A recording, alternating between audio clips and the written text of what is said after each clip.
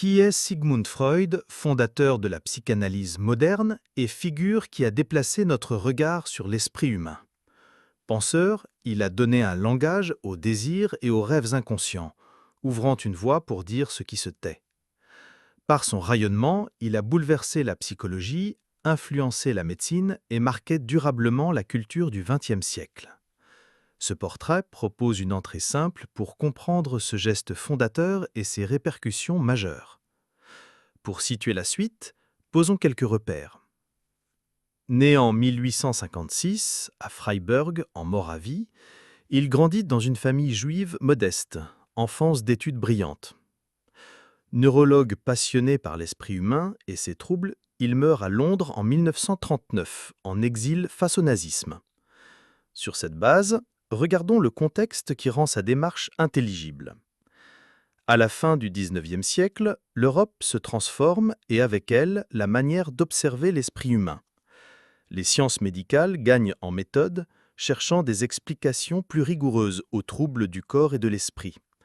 La psychologie, encore jeune, s'affirme comme un champ d'études à part entière, ouverte à des hypothèses nouvelles et à des pratiques d'exploration plus systématiques. Les idées circulent plus vite, les échanges intellectuels se densifient et l'on attend de la connaissance qu'elle éclaire autant qu'elle soigne. Parallèlement, la vie sociale change sous l'effet de mouvements politiques, de mutations économiques et d'innovations techniques. De nouveaux rythmes de travail et d'urbanité apparaissent, avec leur lot d'aspirations, d'anxiété et de comportements inédits à comprendre. Les équilibres symboliques se déplacent, brouillant les repères et stimulant la recherche de cadres capables de donner sens à ces expériences. Dans cette effervescence, l'attention se porte davantage sur l'individu, ses motivations, ses conflits intérieurs et sa quête de cohérence. La société victorienne demeure traversée par des tabous tenaces, notamment autour de la sexualité et de tout ce qui touche à l'inavoué. Ce climat de retenue favorise l'émergence d'un vocabulaire discret pour parler des désirs, des rêves et des pensées que l'on préfère taire. Entre convenance et curiosité s'ouvre un espace d'exploration où l'on cherche des outils pour accueillir ce qui ne se dit pas. Peu à peu, la possibilité de décrire l'inconscient gagne en légitimité, comme une hypothèse utile pour lire la vie psychique. Au croisement de ces dynamiques s'impose l'idée qu'une approche de l'esprit doit articuler observation, écoute et interprétation. Ce contexte nourrit l'ambition de proposer des méthodes plus cohérentes, capables d'allier rigueur, attention à la subjectivité et visée de soin. À partir de là, comprendre un itinéraire intellectuel revient à le replacer dans ses attentes collectives, entre bouleversement et besoin de langage. Passons maintenant à son parcours. Il entreprend des études de médecine à Vienne et se spécialise en neurologie, attiré par ce qui relie les phénomènes corporels et la vie psychique. Dans les amphithéâtres des services hospitaliers, il apprend à décrire finement les signes, à distinguer l'observable de l'interprétable et à garder le doute méthodique comme règle d'avancée. Ce cadre rigoureux lui donne un langage précis, mais ouvre aussi une interrogation centrale, la part subjective du symptôme, cet excédent de sens que les examens ne résument pas. Dans ce climat d'exigence clinique, il mène avec Joseph Breuer des travaux sur l'hystérie. Au contact de patientes en souffrance, l'attitude évolue.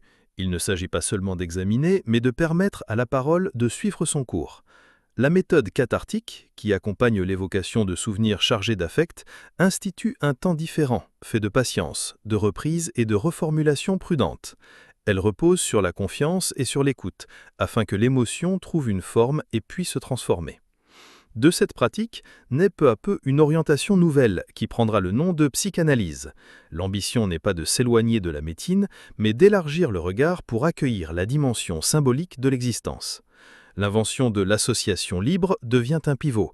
Laisser parler sans censure, suivre le fil des pensées, accueillir détours et silences pour saisir une logique moins apparente. Cette attention exige une discipline d'écoute, une disponibilité aux détails et une prudence d'interprétation. Le geste consiste à recueillir des indices, à relier ce qui semblait dispersé, puis à formuler des hypothèses modestes mais opérantes. La méthode se construit par petites touches, à la vitesse du sujet, en ménageant retour et éclaircissement progressifs. Elle suppose une régularité de la rencontre qui garantit la continuité du travail et la sécurité des déplacements intérieurs. Une étape décisive est franchie lorsque paraît L'interprétation des rêves en 1900, ouvrage fondateur qui traite le rêve comme un texte à déchiffrer. En invitant à prendre au sérieux ce travail nocturne, le livre légitime une voie d'accès à ce qui échappe au contrôle conscient. Il propose des repères pour distinguer la surface manifeste d'un contenu latent et montre comment une image peut condenser plusieurs significations. Autour de cette proposition se constitue un réseau de disciples qui reconnaissent la fécondité de la démarche. Dans des cercles d'études, on présente des cas, on discute des hypothèses et l'on ajuste vocabulaire et éthique du travail. La fondation de sociétés psychanalytiques crée des lieux de transmission et fixe des habitudes d'échange durables. L'essentiel n'est pas l'adhésion formelle, mais l'appropriation d'une méthode qui requiert autant la rigueur que la délicatesse. Au fil du temps, l'histoire s'invite et impose des décisions. En 1938, l'exil à Londres s'impose pour poursuivre le travail dans un environnement plus sûr.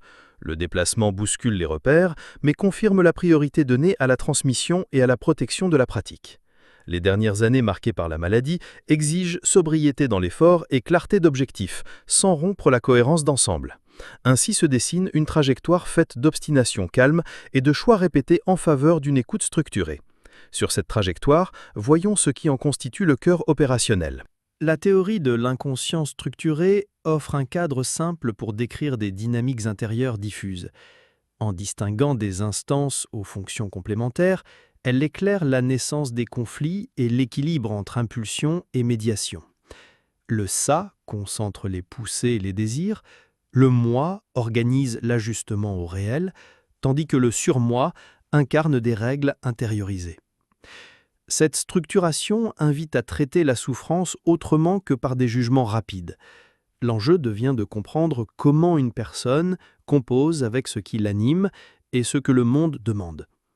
Plutôt que de corriger mécaniquement un signe, on cherche la logique d'ensemble qui lui donne sens. Le symptôme apparaît alors comme une tentative d'équilibre, coûteuse parfois, mais intelligible si l'on prend le temps de la déplier. De cette vision découle une méthode d'attention et de régularité.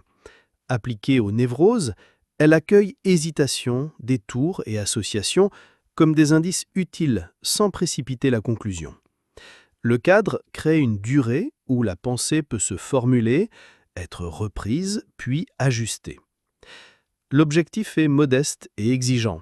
Comprendre d'abord, transformer ensuite, pour inscrire le soulagement dans un changement durable.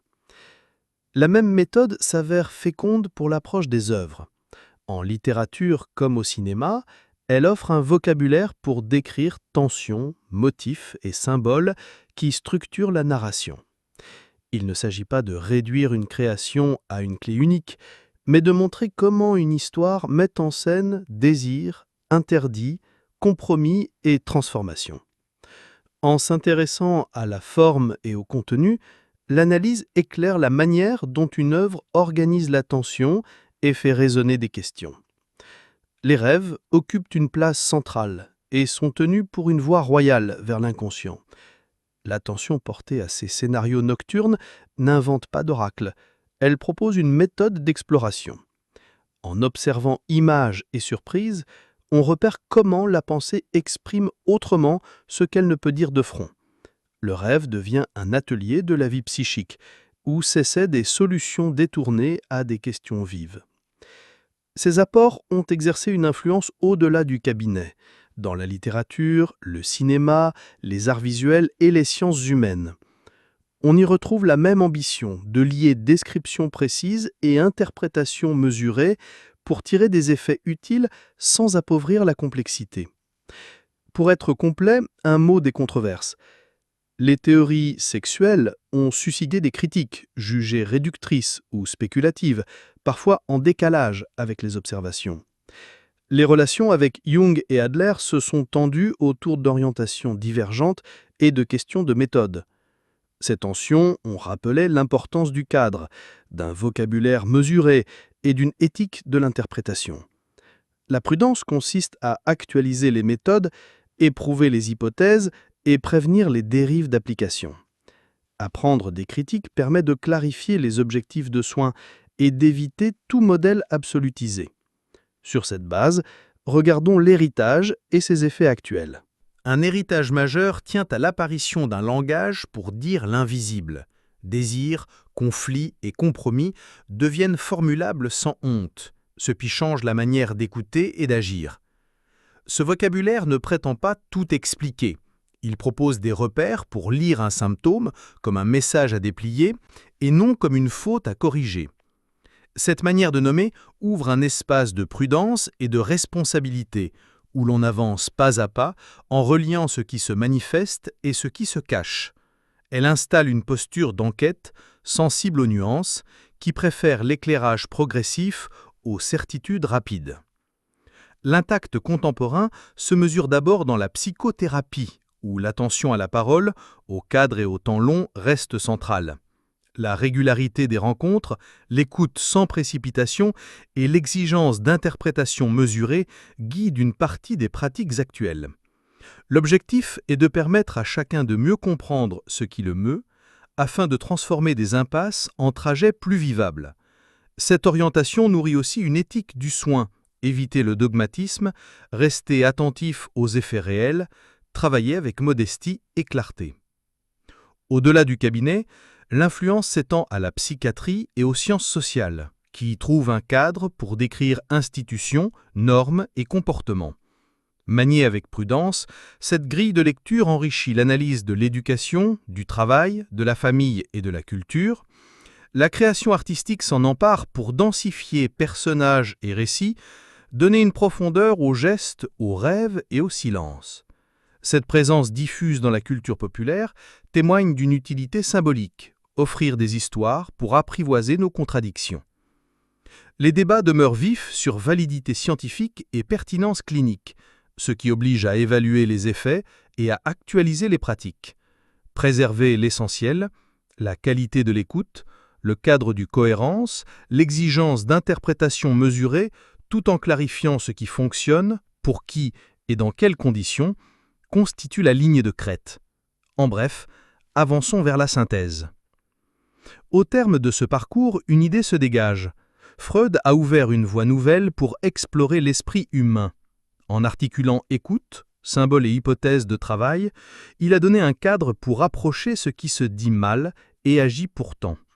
Cet apport a diffusé au-delà du cabinet, influençant la médecine, nourrissant la culture et transformant notre manière de raconter l'expérience intérieure. L'essentiel n'est pas une doctrine figée, mais une méthode pour regarder le conflit, le désir et le compromis. La leçon principale tient à l'importance de questionner l'invisible et d'accueillir ce qui résiste aux mots. Interroger rêve, lapsus et gestes ordinaires devient une pratique de lucidité qui évite le déni et la précipitation. Cette exigence s'accompagne d'un esprit critique, vérifier les effets, distinguer ce qui aide de ce qui s'impose, ajuster l'interprétation au plus près des personnes. Ainsi, un héritage reste vivant en conjuguant prudence, exigence et sens du réel. En conclusion, l'intérêt contemporain consiste moins à répéter des formules qu'à conserver une éthique de l'écoute, du temps et de la clarté. Ce bilan invite à poursuivre l'exploration avec discernement pour transformer la compréhension de soi en décisions utiles au quotidien. Pour conclure, une invitation simple. Abonnez-vous pour découvrir d'autres figures inspirantes avec des portraits clairs et accessibles qui éclairent les parcours et nourrissent une culture de connaissances partagées. Des épisodes réguliers pour nourrir la curiosité et transformer l'inspiration en gestes simples au quotidien.